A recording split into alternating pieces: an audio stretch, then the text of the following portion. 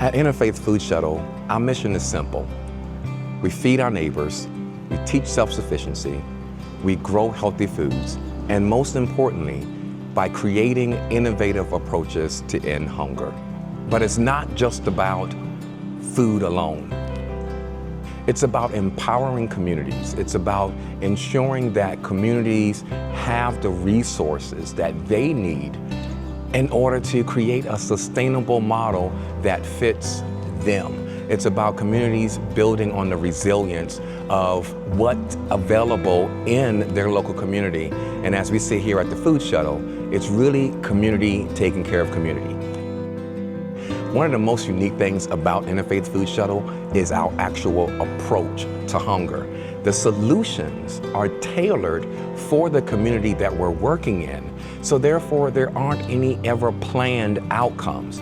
However, our approach to every community is the exact same.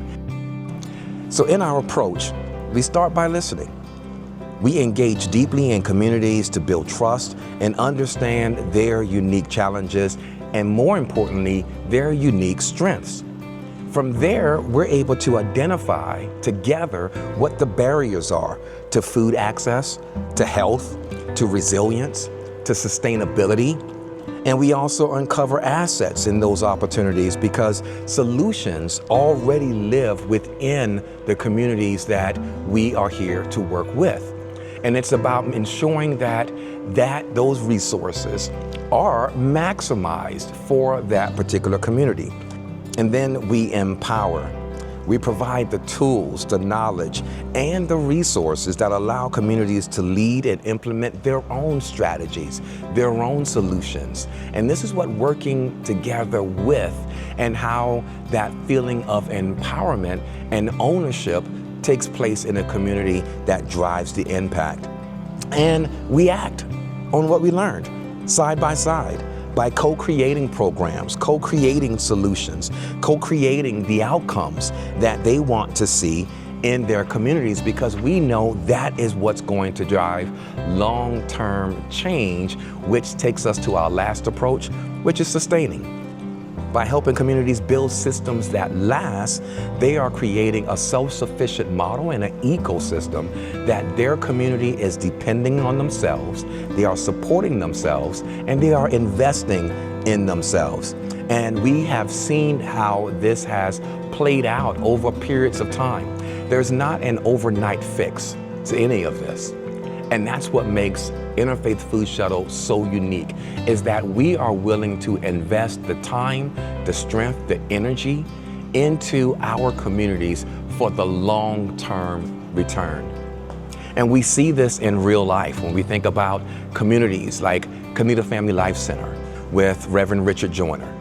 One local farmer, a pastor with a vision for his community, utilizing the power and the resources from the individuals that live in that community. By working with Community Family Life Center, we were able to help with their infrastructure, help with creating job descriptions, help with being able to apply for additional funding and the grant reporting that's required. This is where we invest in the strategy by empowering them to be able to do these things on their own.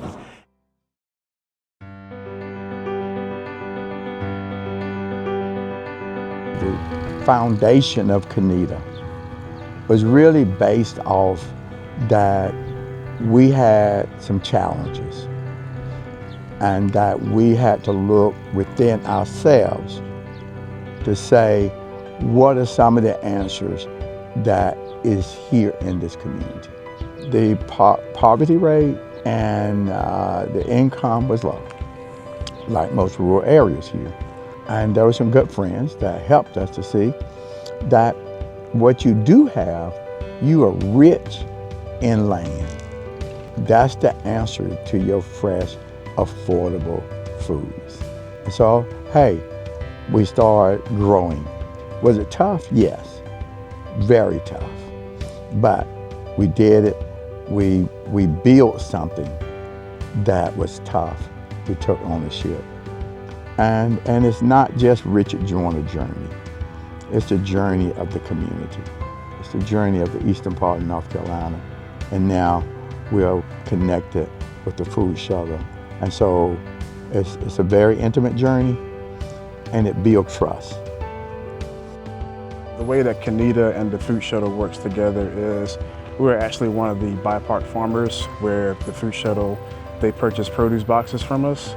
Also, the food shuttle has hosted 2 workshops for through the Gardens for Everyone program, where some of their instructors come out and they teach the people of Kenita on how to build raised beds that are ergonomic and more friendly to senior citizens who's able to plant and to make it more accessible for them. The partnership with the food shuttle and Kenita, the food shuttle is really helping to establish a more solid and sustainable foundation for the infrastructure of this local organization to make sure that we do meet the needs of the people, to make sure that we have a solid foundation for kids to learn and to be able to change their viewpoint of what a farmer is. Reverend Joyner has a vision. He's always had this vision for this organization. Interfaith Food Shuttle was able to bring that alive. And I think that's the most important piece, where they were able, the things that he wanted to happen, as a partnership, we were able to make those things happen. I think this whole place will blow up. That's my vision. I have the same vision Reverend Joyner had, okay? And to see us partner or connect to even more farmers. When I first came in, one of the things he was building, and the food shuttle played an important role in that, was building that farmers network. I realized that the love for farming was right here in this community, so why not make it grow? This is, according to the USDA, a food desert. And so having those communities being built up over time, it can definitely turn into a food oasis. We want to be a edible parish. We want people to have so much access to fruits and vegetables that they can walk out of their door and get blueberries, blackberries, get produce. It's accessible, and it's fresh, and it's affordable, and it's building relationships. This is what long-term investment looks like. This is what the solution to hunger looks like. Yes, we are going to ensure today that neighbor has a meal. But the greater part of our mission is ensuring that they can feed themselves for life.